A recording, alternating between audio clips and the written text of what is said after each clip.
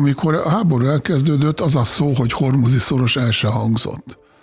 Senki nem készült arra, hogy ez egy probléma lesz. Izrael és Amerika számára a legfontosabb. Tehát atommentesítés, balisztikus rakéták és a terrorizmus. Igen, tehát ugye ez benne kell, hogy legyen a megállapodásban, és szerintem benne is lesz. És mondom, paradox módon szerintem ebbe könnyebb lesz megállapodni. Izrael elkövette azt a hibát már sok-sok évtizede, hogy semmit nem fogad el, amit más javasol. Igen. Mindenre nemet mond, és nincsenek ellenjavaslatai. Tehát Európának nincsen globális hatalma, tehát Európa nem akar háborúzni Ázsiában, nem is készül rá, nincs olyan flottája.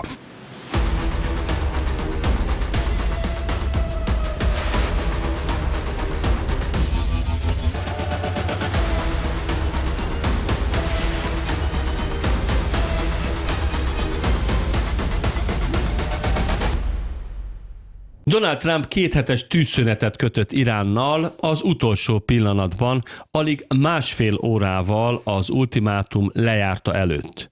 Irán cserébe megnyitja a Hormuzi szorost, amelyen keresztül a világ olajának 1/5 áramlik. A megállapodás pakisztáni közvetítéssel jött létre, az olajárak azonnal zuhanni kezdtek, Peking és Moszkva pedig már számolgatja, mit nyerhet ebből a tervből.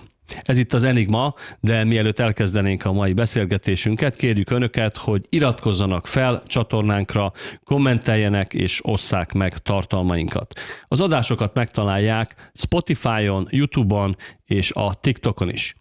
Mai vendégem Gyarmati István biztonságpolitikai szakértő, akitől először azt kérdezem, hogy Trump valóban győzelmet aratott-e, vagy csak egy veszélyes zsákutcából igyekezett még időben kilépni. Jó napot kívánok! Jó napot kívánok! Hát ha Trumpot idéznénk, akkor biztos, hogy győzelmet aratott, mert ő mindig győzni szokott. Egyelőre még nem győzelem, amit látunk. Lehet, hogy úton vagyunk a győzelem felé, méghozzá úgy, hogy mindkét fél győztes lesz az egészből, és legfőképpen a világ lesz győztes, hiszen ha felszabadul a Hormuzi szorosa az iráni blokkád alól, akkor azok az események, amiket láttunk, hogy az olajár és a gázár természetesen vele együtt milyen mértékben emelkedett az elmúlt hetekben, ennek tulajdonképpen megszűnik az oka, és szép lassan visszatérhetünk a régi szép időkhöz, amikor a gázár már, vagy az olajár nem 3 jegyű, hanem 2 számjegyű, és akár még $80-70 felé is süllyedhet, hát reméljük gyorsan. Vajon a politikai tervezőasztalon Donald Trump adminisztrációja szembenézett azzal, hogy mekkora politikai kockázatot vállalt ezzel a támadással? Gondolok itt a növekvő amerikai társadalmi elégedetlenségre, a globális elégedetlenségre, az európai szövetségesek elégedetlenségére, illetve hát a felhatalmazás körüli jogi problémákra. Elszámították magukat az amerikaiak. Igazából ugye az egész az amerikai érdekeknek ugyan hosszú távú stratégiai érdekeknek megfelelő döntés volt, csak nem jól csinálták. Ebben persze az is közrejátszik, hogy az amerikai és az izraeli érdekek, bár ők ugye nagyon szorosan együttműködnek ebben a háborúban, nem teljesen ugyanazok. Ugye Izraelnek sokkal komolyabb életfontosságú érdeke az, hogy ez az iráni fenyegetés egyszer is mindenkorra megszűnjön. Ugye Donald Trumpnak nincsenek ott igazán az amerikaiaknak komoly érdekeik, hiszen még az Hormuzi szoros sem tartozik nagyon amerikai érdekszférába, hiszen Amerika gyakorlatilag önellátó olajból és gázból. Tehát egészen más érdekek mentén játszódnak az események, de ráadásul az amerikaiak, főleg Donald Trump azt gondolom, besétáltak abba a csapdába, hogy elhitték azt, amit nekik mondtak,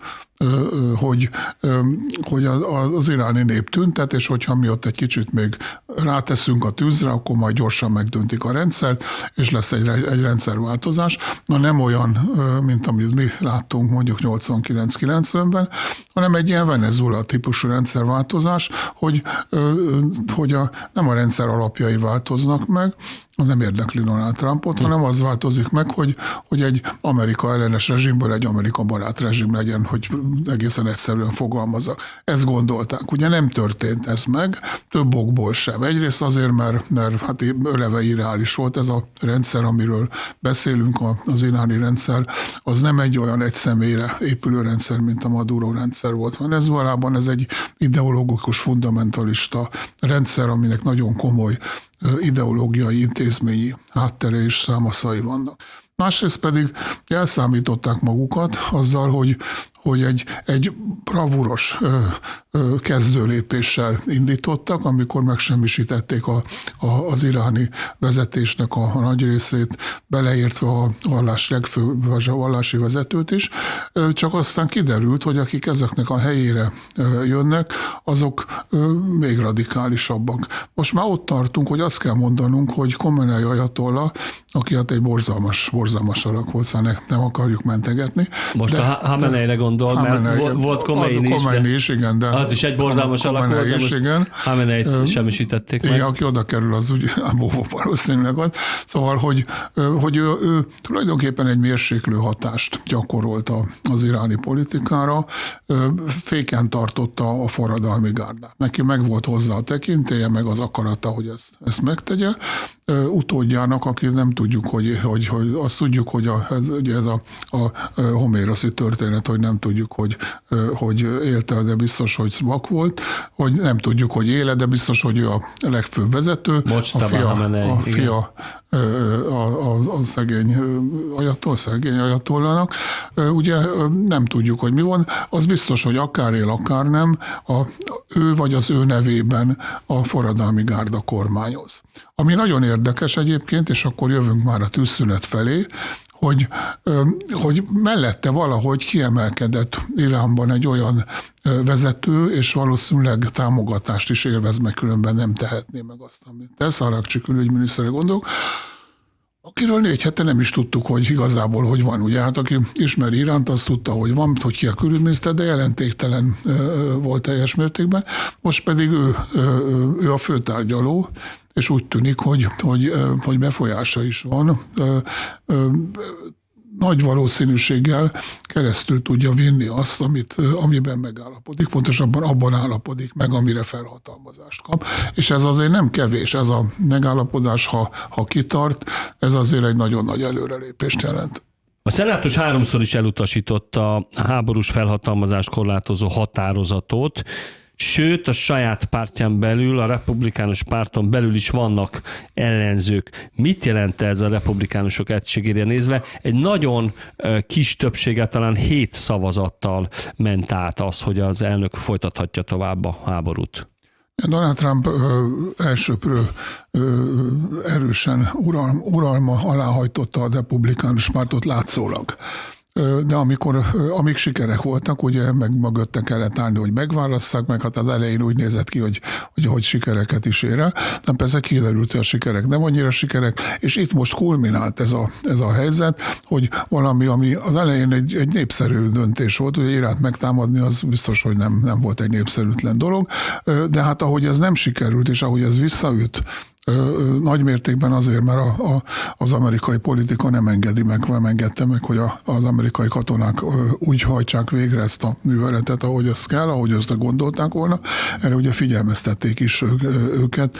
Az amerikai életben nagyon szokatlan módon nyilvánosan kritizálta ezt a döntést az amerikai haderő vezérkari főnökök Egyesített Bizottságának az elnöke is, és még sok mindenki más. Ugye látjuk, hogy most ugyancsak nagyon nem amerikai módon a hadügyminiszter meg is szabadult néhány tábornoktól, akik ellenezték ezt a műveletet. Szóval nagyon beleszólt a politika, mégse sikerült, és ebből egyértelműen kiderült, hogy a kudarcnak, vagy a részleges kudarcnak a politikai döntés az oka, és nem az, hogy a katonák nem tudják ezt megcsinálni. De ezt fényesen bebizonyították azzal, hogy amikor lelőttek az irániak egy repülőgépet, egy amerikai repülőgépet, az egyik pilóta ott rekedt az iráni hátországban valahol, és az amerikaiak teljesen bravúros módon erre tényleg csak az, amik képesek, hogy kimentették, csak az amerikai erő nagyságára jellemző, mondjuk, hogy ebben a műveletben, hogy egyetlen pilótát kimentsenek, 155 amerikai repülőgép vett részt, a helikopterekről és az emberekről nem is beszélve. 105 egyetlen emberért. Tehát ugye ez az amerikai csak egyik erőssége, hogy senkit nem hagyunk hátra, ha halottat is kihozzuk, ha kell, ezért kockáztatunk több ember életet is, de mindenki biztos lehet, minden katona biztos lehet abban, hogy kihozzák.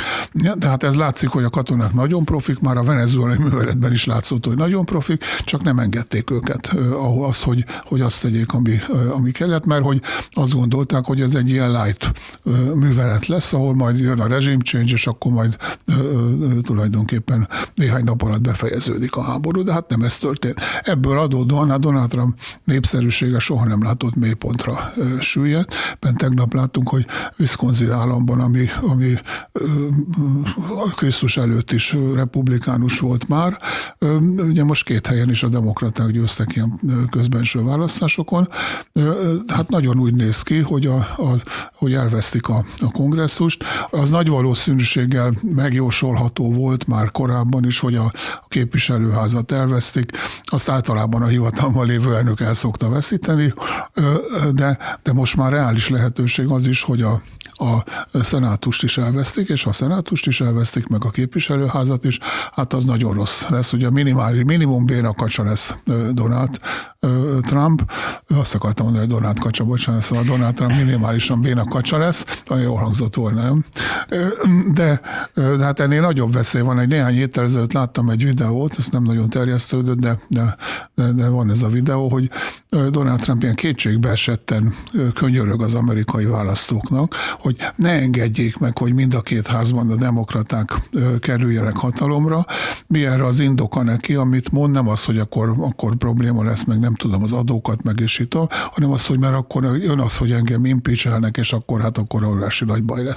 Szóval már idáig ment a dolog, hogy félnek attól, Donald Trump fél. Na most ezért a republikánusok ugye megpróbálják, teljesen érthető módon, már korábban kellett volna, valahogy, ilyen, hogy mondják, csökkenteni a járulékos veszteségeket. És egy nagyon népszerűtlen és nagyon erratikus és elszabadult hajóágyú elnököt megpróbálnak valahogy kordában tartani. Ez a háború már a kitörésének az első napjaiban is elképesztő összegeket emésztett fel, most legutóbb pedig a Pentagon több mint $200 milliárd kiegészítő finanszírozást kérne a kongresszustól. Gazdaságilag és politikailag meddig tartható fenn ez a háború? Említsük meg, a $200 milliárd az a pótköltségvetés, egy $1 trillió költségvetéshez plusz 200 milliárd, 20%, még 20%-ra. Ezt az amerikai gazdaság kibírja. Tehát gazdaságilag azt gondolom, hogy ennek nincsenek korlátai, politikailag nem bírja az amerikai gazdaság. Nem csak ez, sok minden más probléma is van. Ugye a vámok sem működnek olyan nagyon jól, a gazdaság sem megy olyan nagyon jól most Donald Trump alatt.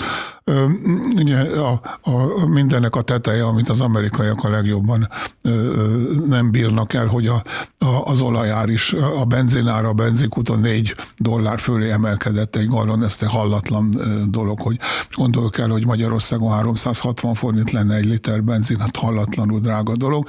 Ráadásul ugye az amerikaiaknak a fizetése is többnyire több, de náluk ez a $4, ez egy lélektani határ. Tehát ezt mindenképpen, és még sok minden mást egyébként korrigálni kell ahhoz, hogy ne veszítsék el legalább a szenátust. Nézzük meg, hogy a nagyhatalmak miként reagáltak az amerikai beavatkozásra Iránban. Jelenleg az amerikai katonai kapacitások túlterheltek, ezt hiába próbálják titkolni, ez így van. Ugye nagyon sok kapacitásra van kötve Ukrajnában, Tajvant sem hagyhatják teljesen magára, Dél-Amerikában beavatkoztak, és most tulajdonképpen Izrael belerángatta őket az Irán elleni háborúba. Hiányoznak a rakétakészletek, a légvédelem is lyukas. Az önvéleménye szerint az Egyesült Államok képes egyszerre Ukrajnát, Tajvánt is védeni, és a közel-keleti partnereit is támogatni. Tehát ugye ez a hagyományos doktrína, hogy az Egyesült Államok egyszerre 2 háborút tud vívni, most legalább 3 fronton kell ott lennie. De azért egy kis korrekciót engedjen meg, Izrael nem rángatta bele Amerikát. Oké, ez nézőpont kérdése, ezzel lehet vitatkozni. Nem, ezzel nem lehet vitatkozni. Amerikai érdekek mentén, amelyek bizonyos mértékig egybeesnek Izrael érdekeivel, az biztos, hogy Izrael teremtett olyan helyzetet, hogy ez vonzó legyen Donald Trumpnak ez a háború, de hát ugye az amerikaiak azért rendelkeznek információkkal, nem kell bedőlni ennek, de biztos, hogy ugye nem véletlen, hogy együtt háborúznak. Ugye, hát, de különböző célokért ezt. Különbözők a céljaik, de egy jó ideig együtt mennek. Igen, tehát jó ideig egybeesnek, most még ott tartunk, hogy egybeesnek a céljaik. Ugye a hormuzi szoros, ugye, ami most a kulcskérdés egyébként, az sem Amerikának, sem Izraelnek nem kulcskérdés igazából a hormuzi szoros megnyitása, mert hát se Amerika, se Izrael nem onnan kapja az olajat, meg a gázt. Tehát nekik ez nem kulcskérdés. Ez Ázsiának kulcskérdés, Indiának és Kínának. Meg Európának. Meg Európának azért is kisebb mértékben, lássuk azt, hogy azért nekünk van ott egy kis tennivalónk még azon kívül, hogy fölháborodunk és lezárjuk a légterünket az amerikai repülőgépekkel, nem szerintem óriási hiba. Bocsásson meg, de ezzel kapcsolatban egy mondatot el kell sütnöm. Igazi Trumpi arroganciával erre azt is mondta Trump, hogy gyertek ide és vegyétek el. Ezt mondjuk a briteknek mondta, de egész Európának értette alatta. Gyertek ide és vegyétek el. Hát. Mondja is egyébként. Igen, hát ez arrogancia, de hát azért bele kéne gondolni, hogy igazából ott sokkal inkább a mi érdekeinket védik, mint ilyen olaj szempontjából, mint a saját érdeküket. De azért nem véletlen persze, hogy Európa nem akar ebbe beszállni. Ugye ennek sok oka van. Egyrészt az, hogy nem konzultáltak előtte, tehát azért az nem egy sértettség is. Igen, az nem csak sértettség, hanem egyszerűen nincsenek is rá politikailag felkészülve, tehát nem készültek erre, és ami ennél súlyosabb, a katonai képességeik sincsenek meg, viszont a reakciós értődöttség, amit mondasz, az nagyon rossz tanácsadó, tehát az, hogy a NATO-n belül ez nincs NATO össze, ez Donald Trump rosszul tudja, hogy ez nem NATO ügy. A NATO-nak ez semmi köze nincsen. Lehet a NATO égisze alatt, mint például Afganisztánban csinálni, csak akkor előtt ezt végig kell tárgyalni, utána meg kell beszélni, az elő lett készítve, és abban az esetben tényleg megtámadták Amerikát, tehát az 5-ös cikkely teljesen jogos volt. Itt nem történt ilyen. Igen. Ez egy hódító háború. Igen, persze, de mondjuk erről lehet beszélni. De csak úgy, hogy indítok egy háborút, és azt mondja, hogy gyertek akkor, hogy az azért nem megy, és utána rögtön a következő mondatban azt is mondja, hogy hát nekem nem is kell, nincs is rá szüksége. Egyébként tényleg nincs rá szüksége, Európának nincsenek ilyen kapacitásai. Itt az a lényeg, hogy a zászlót oda vigyék, és legyen ott valami, és erre Európa nagyon nem jól reagált. Ugye azok a hatalmak, akiknek van olyan hajójuk, a hadihajójuk, amit oda lehetne küldeni, úgyhogy akár egyet se lő, csak ott van, mert nincs rá szükség. Ugye ezek nagyon sokszor van úgy, hogyha mások részt vesznek amerikaiak együttműveletekben, akkor a műveletnek a végrehajtásának a hatékonysága csökken, mert az európaiak sokkal, ugye Jugoszlávia felett láttuk a bosznia háborúban, hogy ahhoz, hogy egy nem amerikai NATO repülőgép végrehajtson egy csapást Boszniában, ahhoz 4 amerikai repülőgépnek ki kellett takarodni onnan, hogy legyen helye ennek az egynek. Szóval azért ez nyilván nem katonailag van szükség az amerikaiaknak az európai beavatkozásra, hanem politikailag oszoljon meg a felelősség. És ezt azért meg lehetett volna csinálni. Tehát de különösen azt tartom felháborítónak, hogy ez a légtér lezárás. Szóval ez már tényleg olyan dolog, hogy nincs semmi oka, hogy ugye támogatjuk. Hogy az olaszok és a spanyolok? Azok és németek, ugye a britek is, nem használhatják. Britek is hezitáltak, hogy most mi történjen ott.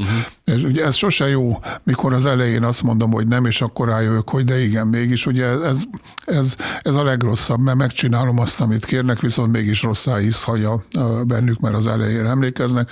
Szóval Európa nem jól reagált erre, én azt gondolom. Nem abban, hogy nem vesz részt tevékenyen a műveletekben, hanem az, hogy egy jelképes részvétel, de leginkább egy ilyen ezt a légtér problémát kreálta. Ez azt gondolom, hogy nem volt jó reakció. Az oroszokat, hogy reagáltak, az oroszok ülnek és örülnek, hogy megy föl az olajára, meg hogy az amerikaiak bajban vannak, ennek az oroszok a örülnek.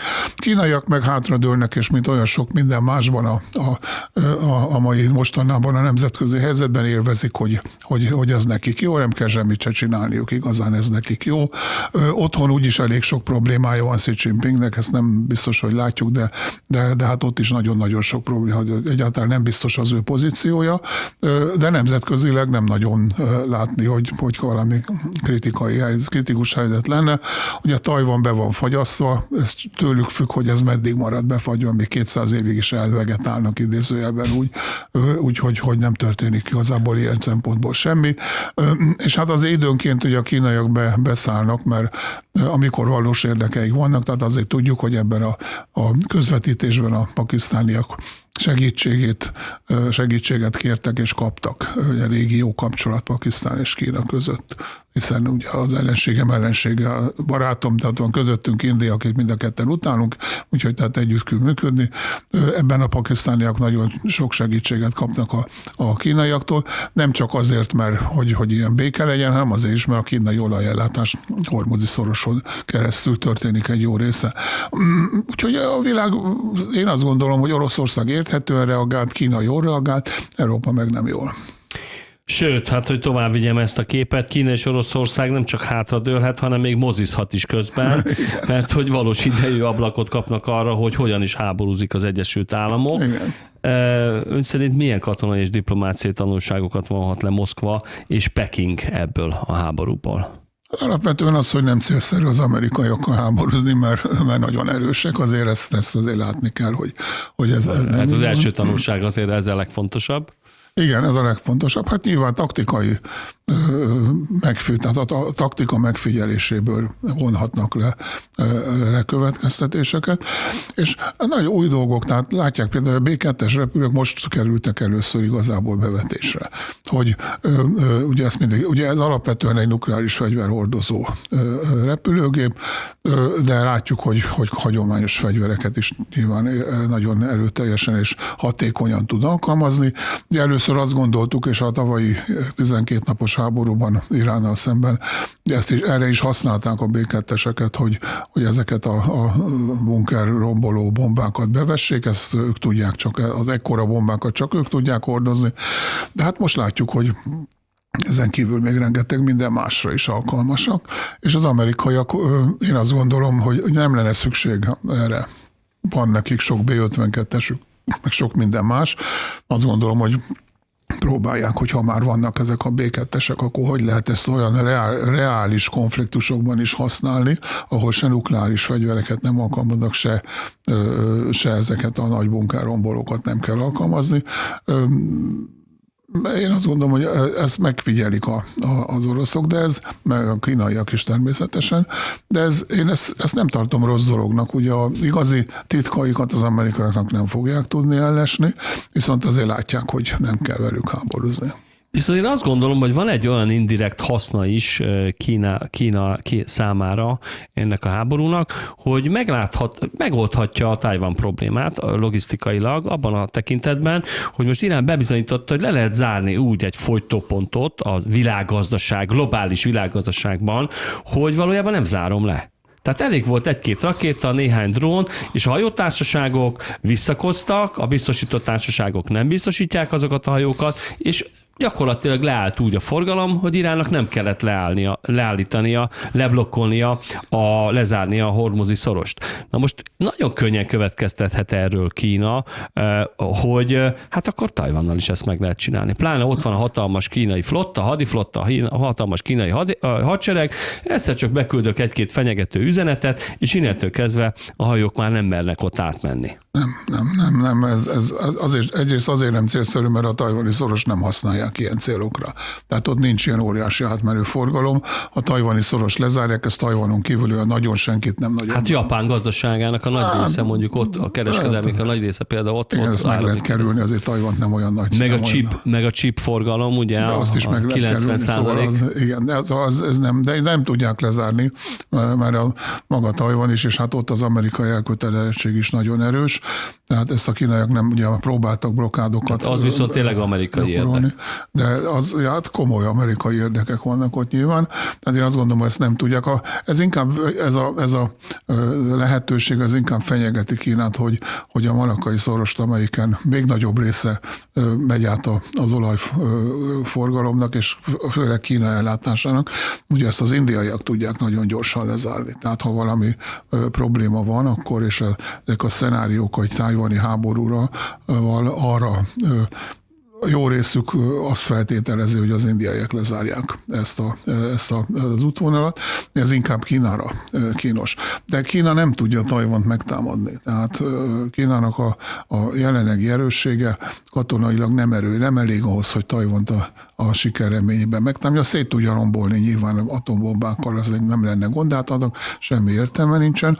Azt számoltuk ki, hogy ahhoz, hogy Kína meg tudja támadni Tajvant, ahhoz siker reményében meg tudja támadni és elfoglalni Tajvant, ahhoz körülbelül legalább 500 000 kínai katonát kell átvinni a tajvani szoroson. Ugye csak mondjuk vegyük hozzá a történelem legnagyobb partraszállási hadművelete, a normandiai partraszállás megközelítőleg sem volt ekkora méretű. Ezt meg nem tudják átvinni, mert a tajvani szoros nagyon sebezhető terület, tehát egyszerűen azt gondolom, hogy ez egyelőre nem lehetséges. És én azt is gondolom, hogy Kínában nem olyan erős a diktatúra, hogy ezt egy ember mondjuk Xi Jinping el tudja határozni és keresztül vigye. Az egyik, azt gondolom, a négyek bandája óta, vagy a Tiananmen tér óta talán legnagyobb kínai belpolitikai válság, az pont azért robbant ki, és van még folyamatban, ugye azzal, hogy itt a katonai bizottságot úgy, ahogy van, fölmentette Xi Jinping, és ő a bizottság most egyedül, de érdekes módon Kínában ugye nem így szoktak csinálni, de a tábornokok, akiket fölmentettek, ezek nem kerültek börtönbe, nem is lőtték le őket, hanem elmentek azokhoz az egységekhez, amelyek hozzájuk hűek, és ott ülnek, és várják, hogy most mi történik.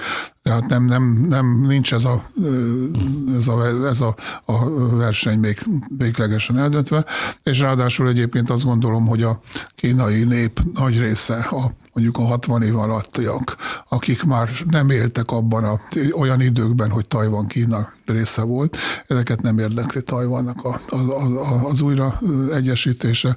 Tehát nagyon én kicsinek tartom ezt a veszélyt. Mellé mehet egy kalkuláció, hogy rosszul számít mondjuk Xi Jinping, de nem gondolom, ő egy túl okos ehhez, meg a korlátok, amik között neki manőverezni kell, azok mások. És ráadásul most éppen azt gondolom, éppen az a periódus van, amikor Donald Trump is és Xi Jinping is meg szeretne egyezni egymással gazdasági, kereskedelmi kérdésekben. Ha megnézzük a malajziai csúcs találkozót, egy szó nem esett Tajvanról, és a biztonsági kérdésekről sem. És én azt gondolom, hogyha most Donald Trump elmegy Kínába, akkor ott ugyanez fog lezajlani, gazdaságban fognak megegyezni, és ha gazdaságban megegyeznek átfogó módon, akkor abban nem élik bele egy Tajvan elleni katonai művelet. A globális ellátási láncban betöltött szerepe miatt azért a hormuzi szoros külön fejezetet érdemel a beszélgetésünkben, mivel kritikus pontja lett a konfliktusnak. Ahogy már többször említettük, az Egyesült Államok az európai szövetségeseitől várja azt, hogy a NATO szövetségesek segítsenek megnyitni ezt a szorost. Többször, nyomdafestéket nem annyira tűrő módon ilyeneket mondott, hogy ha kell nektek az olaj, akkor gyertek, szedjétek össze a bátorságotokat, és gyertek, vegyétek el. De ők nemet mondtak a britektől a spanyolokon át az olaszokig. Milyen indokokra hivatkozva tagadják meg a segítségnyújtást a nyugati szövetségesek, illetve hát Kanada itt nem kerül szóba, tehát az európai szövetségesek? Folyamatában kell nézni a dolgot. Ugye az alapvető kérdés az, hogy nem beszélték meg velük A másik dolog, nem valljuk be, hogy nem tudunk, nincs katonai erőnk. Ugye Európának nincsen globális hatalma, tehát Európa nem akar háborúzni Ázsiában, nem is készül rá, nincs olyan flottája. A britek néha úgy csinálnak, mint hogyha akarnának segíteni, néha küldenek pár matrózt, egy hajót. Tehát azért mondom, hogy a politikai demonstrációra képesek vagyunk, nem akarnak oda menni, teljesen érthető módon. És hát az volt a deal, hogy mi átvállaljuk Európát, amerikaiak megcsinálják Ázsiát. Ha elolvassák a Pentagon jelenlegi harmadik emberének, Herbert Colbynak a 2021-ben megjelent könyvét az akadályozás stratégiájáról, az teljesen világosan kifejti azt, hogy a két dolgot, hogy az amerikai haderőnek nem legyőzni kell Kínát, hanem megakadályozni azt, hogy elérje céljait. Kínát nem lehet legyőzni, mert azt a területet nem lehet megszállni nyilvánvalóan. A másik pedig az, hogy a világ tulajdonképpen föl van osztva, Ázsiában az amerikaiak a felelősek a rendér, Európában meg az európaiak, és hát ezt látjuk is, hogy ezt Donald Trump nagyon erőteljesen erőlteti. Tehát ez egy én azt gondolom, hogy hivatalos amerikai stratégia is. Ugye Donald Trump igazából nem tudni, hogy milyen okból, azon kívül, hogy érzelmi okokból kezdett el követelőzni az európaiak felé, de pontosan tudja, és meg is mondta, hogy nem kell nekik az európai katonai segítség. Tehát ez egy elég furcsa, és szerintem... Egy mondaton belül két ellentétes állítást fogalmaz. Ez nem újdonság, de azt mondom, ez egy kicsit feleslegesen generált konfliktus, amit zajlott. A hormuzi szoros azért érdekes, és ebben a tűzszüneti megállapodásban is ez látszik, hogy amikor elkezdődött a háború, ugye az amerikaiak és az izraeliek 3 célt fogalmaztak meg. Az egyik az, hogy Iránnak ne lehessen nukleáris fegyver, a második, hogy ne lehessen nagy hatótávolságú balisztikus rakéta, a harmadik pedig, hogy ne támogassák a terrorizmust a világban. Ebből az első kettőt nagyjából az irániak már úgy tűnik, hogy elfogadják. Korlátozásokkal, meg mindenféle szép szavakkal körülírva, de úgy tűnik, hogy ez nem lesz akadálya a megállapodásnak, a harmadikat nem fogadják el. Pontosan azt mondják, hogy ők nem támogatják a terrorizmust, hiszen a Hamas meg a Hezbollah az nem terrorista, tehát tulajdonképpen ez számukra ez okafogyott. Úgyhogy ezt szerintem még félre fogják söpörni. Bocsánat, az, hogy az irániak belefogják, vagy megpróbálják belevenni a tűzszüneti megállapodásba a libanoni tűzszünet megújítását, az cáfolja ezt. Tehát ezt a Hezbollah miatt csinálják. De a Hezbollah szerintük nem terrorista. Ja, hogy az nem terrorista. Persze. Ugye amikor a háború elkezdődött, az a szó, hogy hormuzi szoros el se hangzott. Senki nem készült arra, hogy ez egy probléma lesz. Most meg a fő probléma a hormuzi szoros. Igen. Az első, az a 3, amit az előbb mondtam, az azt gondolom, hogy sokkal inkább megoldhatónak látszik, mint a hormuzi szorosnak a problémája. Bár ha afelé mennek, amit most nagyjából ki lehet venni ezekből a nyilatkozatokból, meg kiszivárogtatásokból, én azt gondolom, hogy lehet a hormuzi szorosnak egy megoldása. Ez nem egy Istentől elrugaszkodott dolog, a Boszporuszt is ugye ellenőrzi Törökország. A Montreux egyezmény, egy nemzetközi egyezmény keretében Törökország megmondhatja, hogy ki megy át ezen pontosabban mindenkit át kell engedni, de vannak korlátok. És egy ilyen hasonló egyezményt lehet szerintem a hormuzi szorosra is kötni, nyilván Szaúd-Arábia és Omán együtt, mind a kettő, már hát ugye ők vannak a két oldalán a szorosnak. Itt az igazi két nagy kérdés van. Az egyik az, hogy lesz-e ebben valaki az ellenőrzésben egy harmadik fél is. Ugye az amerikaiak azt mondják, hogy kellene, hogy legyen. Donald Trump azt mondta, hogy majd ő fogja, ahogy ezt szokta csinálni már a béketanácssal is, meg mindenféle ilyen dolgokkal, meg a örmény azeri folyosóval is, ami Donald Trump folyosónak hívnak. Szóval, az Angezúr folyosóból igen, lesz Donald Trump folyosó. Igen, hát istenkém. Jó, igen. Szóval valamilyen módon lehet, hogy nem Donald Trump, lehet, hogy nem az amerikaiak, hanem valami nemzetközi valami legyen ott még. És hát a másik kérdés az meg az lesz, hogy szednek-e pénzt, mert ugye a Boszporuszért nem szabad pénzt szedni, tehát úgyis irániak meg szeretnének pénzt szedni. Szerintem a omániaiak ugye nem kiabálnak, de ők se lennének ellenségei annak, hogyha valami pénzt szeretnének.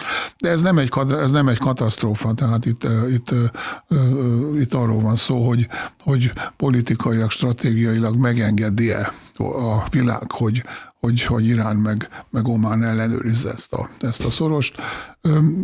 Lehet, hogy elhamarkodottan mondom, de én azt gondolom, hogy ha megfelelő feltételek, tehát ha a Montreux-i egyezmény mintájára sikerül valamit összehozni, akkor ennek nem lenne szabad akadálynak maradnia. Egyértelmű, hogy Donald Trump vérig van sértve azáltal, vagy amiatt, hogy az európai szövetségesei ki akarnak maradni ebből a konfliktusból.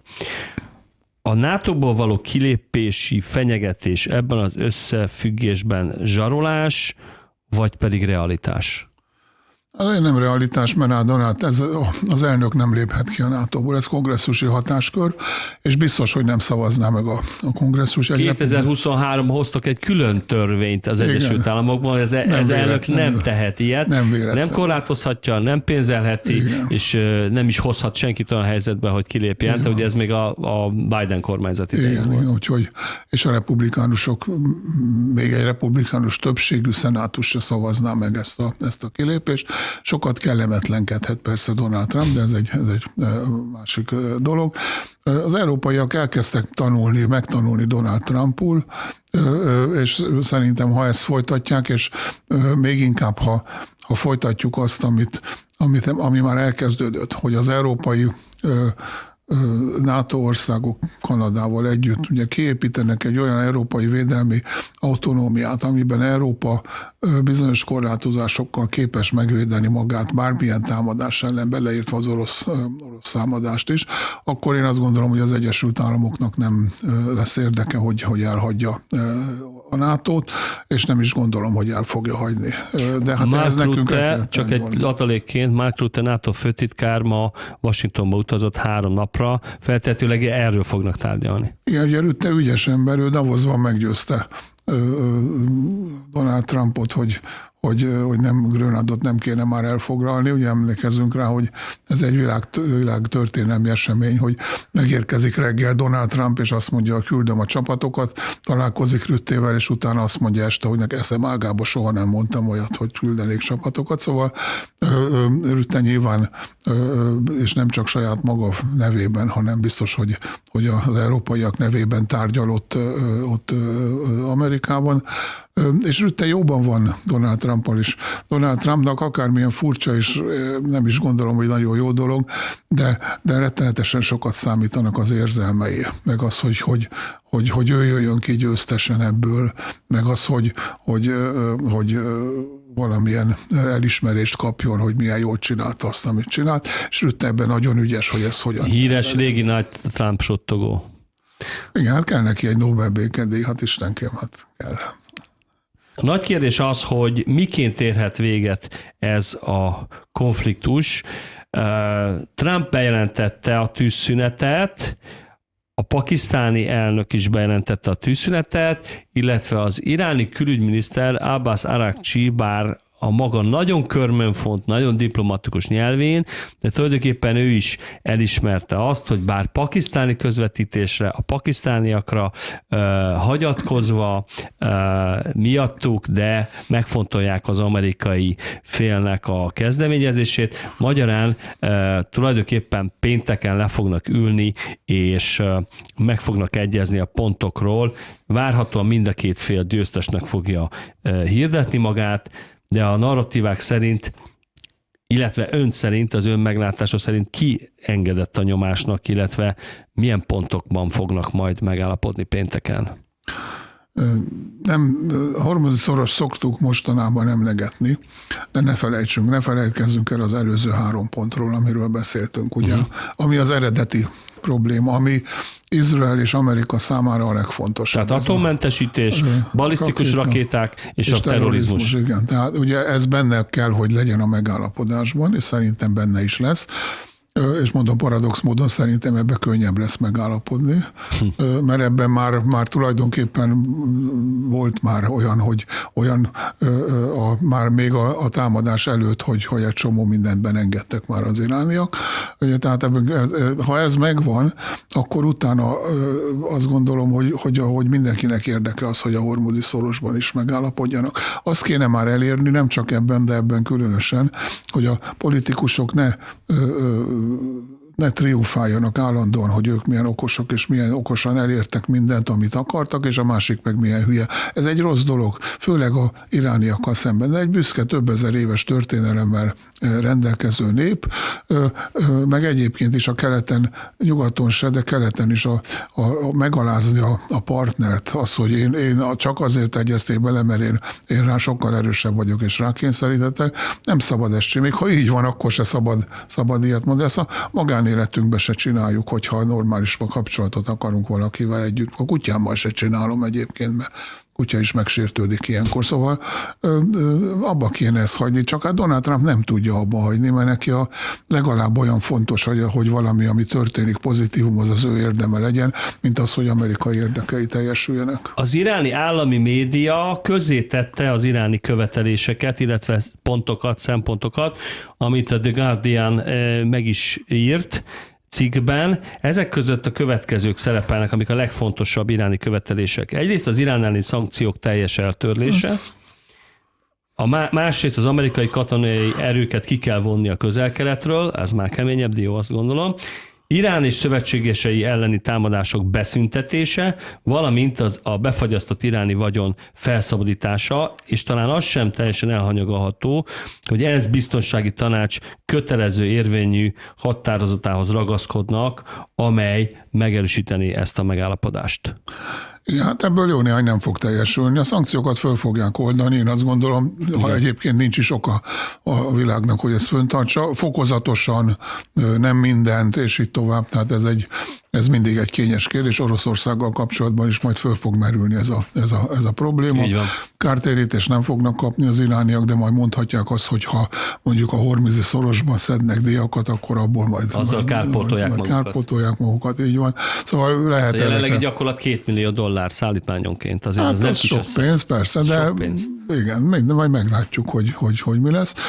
Biztonsági tanács határozat az nem lehet probléma, ha van egy megállapodás, hiszen a béketanácsot is a biztonsági tanács elfelejtjük. Ez egy biztonsági tanács határozat, ami a gázai Trump tervet jóvá hagyta, tehát ez kötelező érvényű mindenkire. Azt gondolom, hogy ez nem is rossz ötlet egyébként, mert hogy az ad valami legitimitás, meg egy kicsi biztosítékot, hogy ezt be fogják. Ez egy garancia lehet, igen. Az egy kicsit erős szó, de igen, így van. Azért nem mindenki örül ennek a tűzszüneti megállapodásnak. A világ nagy része örül, nyilván. Izrael nagyon dühös. Mennyire jogos ön szerint az a kritika, amit Yair Lapid, az izraeli ellenzék vezetője fogalmazott meg, miszerint ez a tűzszünet történelmünk legnagyobb politikai katasztrófája? Igen, Lapidot nagyon szeretjük, de szerintem ez egy butaság. Ugye a keleten szeretnek nagyokat mondani, és ugye mindig az arabokat hibáztatjuk ezért, de nem csak az arabok szeretnek ilyen nagyokat mondani. Nem gondolom, hogy ez így lenne. Attól függ, majd nézzük meg, hogy mi lesz a megállapodásnak a lényege. De Izrael elkövette azt a hibát már sok-sok évtizede, hogy semmit nem fogad el, amit más javasol. Igen. Mindenre nemet mond, és nincsenek ellenjavaslatai. Tehát valaki javasolja, hogy kétállami megoldás, ami szerintem lehetetlen. És de miért nem? Mert csak. Igen, és mi helyette? Semmi, ezt nem mondom. Mert csak. Ugye, tehát ez nem egy jó politika. Igen. És Izraelnek fölül kell vizsgálni a helyzetét, mert megváltozott a világ, a közvetlen környezetében sokkal jobb a biztonsági helyzete. Egyáltalán azt gondolom, hogy sokkal jobb helyzetben, ha Irán meggyengül, az is nagyon jó neki, de például a feltétel nélküli amerikai szövetséget nem hiszem, hogy a jövőben úgy számíthat rá, mint eddig. Tehát vigyázni kell arra, hogy mi történik, és ezt nem látom, hogy ezt megtennék az izraeliek. Sok mindenben igazuk van. Tehát az, hogy Libanonban a Hezbollat meg akarják semmisíteni, az szerintem egy jogos elvárás, csak aztán mi lesz utána. És hát aztán akkor még azokról a kérdésekről nem is beszéltünk, hogy mi lesz a kétállami megoldás helyett, mi lesz az Izraelben lévő több millió arabbal, mi lesz a hasidokkal Izraelben, akik lassan 25-30%-ot tesznek ki, és akadályozzák Iránnak, akár ezek Izraelnek a normális, szekuláris működését. Tehát ezekkel is foglalkozni kellene Izraelnek. Nyilván most háború van, most mindenki Netanyahu párti, még Lapid is, de aztán mikor vége lesz a háborúnak, ha és amikor, akkor azért el kellene gondolkozni ezeken a kérdéseken. Csak Izrael helyzetéből adódóan, de sosem megoldásokon kell, hogy gondolkozzon, hanem túlélésen gondolkozik. És az, hogy a túléléshez szükséges lépések újabb problémákat szülnek, ismerjük ezt, hogy ilyen gyakran előfordul, de ezt most egy kicsit végig kéne gondolni, hogy most már ideje lenne megoldásokat keresni. Azért meglovagolnám azt, amit a Hezbollával kapcsolatban mondott, ugyanis a jelenlegi forgatókönyv szerint Libanon, mint entitás, nagyon könnyen lehet az izraeli-iráni nagyhatalmi játszma áldozata. Már az. Évtizedek Én is óta. azt gondolom, hogy már az. Évtizedek óta az. De most Shehbaz Sharif, pakisztáni miniszterelnök szerint a tűzszünetnek része kell, hogy legyen Libanon is. Netanyahu miniszterelnök ezt cáfolja. Tehát nyilvánvaló Izrael hallani sem akar arról, hogy az amerikaiak és az irániak közötti tűzszünet kiterjedjen Libanonra, tehát hogy legyen egy olyan pont, hogy a libanoni tűzszünetet meg kell újítani, vagy komolyan kell venni, és nem lehet megsérteni tovább. Erről Izrael hallani sem akar, vagy legalábbis a miniszterelnök nem. De a közvetítő fél, a pakisztáni miniszterelnök azt mondja, hogy de igen, mert Irán ragaszkodik hozzá. Jó, hát majd tárgyalás lesz erről. Ugye meg kell érteni, hogy Libanon egy sajátos helyzetben van. Libanonnak a politikája nem egy önálló politika. Libanonban polgárháború is van. A Hezbollah és a többi erő között. A libanoni hadsereg gyakran ütközik a Hezbollahval, és a Hezbollah ezt nem tudja elfogadni, hogy a hosszú évtizedekig Hezbollah volt a kormánypárt. Ugye most már nem az, de még mindig nagyon erős erő, és katonailag sokkal erősebb, mint a libanoni hadsereg. Tehát ha mondjuk Libanonnak a függetlenségéről beszélünk, akkor az izraeli hadsereghez szükség van ahhoz, hogy a libanoni hadsereg ellen tudjon állni a Hezbollahnak. Tehát itt lehet a libanoni tűzszünetet megerősíteni, azt gondolom előbb-utóbb kell is, csak előbb ki kéne vonni a Hezbollat Libanonból. Visszatérve az Egyesült Államok és Irán közötti 2 hetes, tehát most már nem a 45 napos terv van, amire eddig készültek az amerikaiak, hanem most 2 hetes tűzszünetről van szó. Izraelnek mekkora befolyása és mekkora beleszólása van, vagy lehet ebbe a tűzszünetbe? Nagy. Azt nem hiszem, hogy Izrael tudatosan mondjuk meghiúsítaná a tűzszünetet azzal, hogy csúnyán megsérti, vagy nem fogadja el, tehát ezt nem gondolom, hogy... Nem akarja elszabotálni? Az egy más kérdés, hogy az lehet, hogy de szerintem az irániak is el akarják majd szabotálni, tehát ez egy megszokott dolog ilyenekben. Ugye van egy ilyen kínai közmondás, hogy a igazi tárgyalás a szerződés megkötése után kezdődik, és valószínűleg ebben is sok ilyen elem lesz. Igen, hát ezt kezdeni kell, ezt a helyzetet. Egy ilyen megállapodás nem olyan, hogy aláírjuk a papírt, és akkor utána rögtön automatikusan minden rendben van. Teljesen ugye, mindenféle disznóságokat lehet csinálni. Tehát tudom, én mondhatja azt Irán, hogy oké, mindenkit átengedünk, de az izraeli hajókat nem. És akkor ugye Izrael, ha nem mond ilyet például, tehát ha nincs ilyen, akkor én Izrael helyébe biztos azt tenném, hogy beküldenék egy hajót a Hormuzi szorosba, vagy kipróbálja, hogy mit szólnak egy izraeli hajóhoz. Ja, és akkor az irániaknak meg törni kell a fejüket. Most mit szóljunk ahhoz? Igen, most ez provokáció? Igen, nincs is olajszállító hajója Izraelnek, nem is. Szóval azért ezek... Mit keres itt egy izraeli hajó? Nem akarok sok ötletet adni még ahhoz, hogy mit lehet csinálni, de sok mindent lehet csinálni, ami megnehezeti azért. Ezért kell egy ilyen ellenőrző bizottságszerűség, és ezért jó egy biztonsági tanács határozat is. Nem akarok ezen lovagolni, de most abból, amit Jair Lapid mondott, sok minden kiderül, vagy sok mindenre lehet következtetni, és azt gondolom, nem csak az ellenzék gondolja így, hanem nagyon valószínű, hogy a kormánypártok is így gondolják. Még így ebből gondolják. Még így ebből gondolják, hogy miért lenne ez ekkora katasztrófa hát Izrael? Őket tessék megkérdezni. Igen, hát nem tudom. Azért, mert nem 100%-a teljesül a követeléseknek, és hát egy megállapodásban szinte sose 100%-os a megoldás. Mert akkor itt most erre térünk egy kicsit, kanyarodjunk egy kicsit vissza, hogy akkor, tudom, hogy most még ott nem tartunk, de majd fognak tartani, amikor elágaznak egymástól az izrael és az amerikai célok, sőt, akár ellentétesek is lehetnek egymással, az biztos, hogy Izraelnek expressis verbis egy ideje célja a rezsimváltás Iránban, illetve Irán teljes kikapcsolása, tehát a mindenfajta veszély megszüntetése Izrael számára. Érthető okokból, de valószínűleg ennél kevesebben meg kell elégednie. A helyzet azért ennél rosszabb, mert az amerikai közvélemény megfordult. 10 évvel ezelőtt 70-80% az amerikaiaknak Izrael támogatta. Most ugyanannyian támogatják a palesztinokat. Tehát ez a feltétlen támogatás, amit Amerika nagyon helyesen nyújtott eddig Izraelnek, ugye megkérdőjeleződik, és Donald Trumpnak nem olyan fontos az a valóságos helyzet, hogy Izrael a közel-kelet egyetlen demokráciája, hát őt ez nem nagyon érdekli, hogy ki demokratikus, meg ki nem. Ráadásul Izrael belső problémái is nagyon komolyak, és ez a finoman fogalmazó arrogáns magatartás, amit időnként látunk, ez se segít abban, hogy látjuk, hogy Európában is a közvélemény nem kimondottan Izrael párti, és ugye az izraeliek még mindig azt gondolják a legtöbben, hogy erre rá kell sütni azt a bélyeget, hogy ez csak antiszemitizmus, és akkor minden rendben van.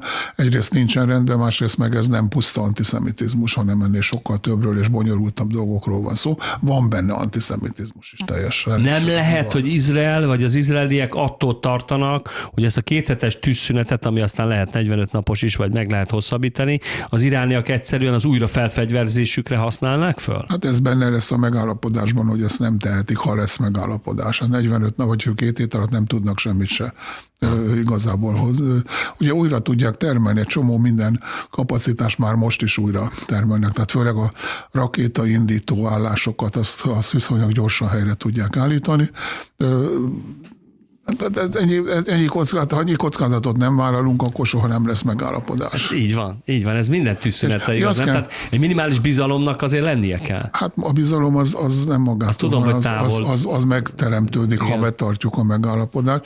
De aztán meg kell érteni, hogy Izraelnek élet-halál kérdése ez a helyzet, másnak meg nem élet-halál kérdése. Tehát azért másképpen viselkedik, másképpen kell az izraelieknek viselkedni, mint másoknak, csak ugye a realitások is nagyon fontosak azért, hogy mi az, ami reális. Summa summarum, ön mire számít pénteken, illetve mire számít a következő 2 hétben? Nem feltétlenül pénteken. Én azt gondolom, hogy nem voltak ilyen jók még a kilátások arra, hogy ez a konfliktus befejeződjön.